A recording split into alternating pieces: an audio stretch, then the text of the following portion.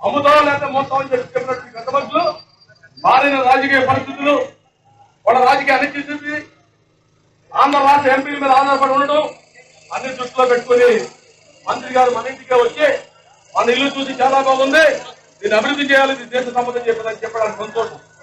అక్కడ అమలు చేయాలి కదా. 45 రోజులు సమయం అడిగారు. 45 రోజులు 42 రోజులు అయిపోయింది. ఆయన వచ్చే ముందు 3 పద్ధతులు 2 అవుతాయి.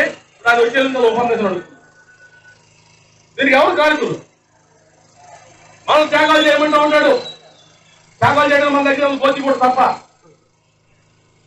మనం 2012 జీతాలు తీసుకున్నాం, అధికారులు 2007 జీతాలు తీసుకుంటా ఉన్నారు.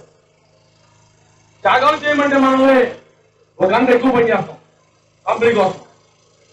త్యాగాలు చేయమంటే మనల్ని కంపెనీ కోసం 100% ఉత్పత్తి చేస్తాం. అంతేగాని 2012 జీతాలు 2007 జీతాలు ఓట్లు తగ్గిస్తారంటే కబడతారని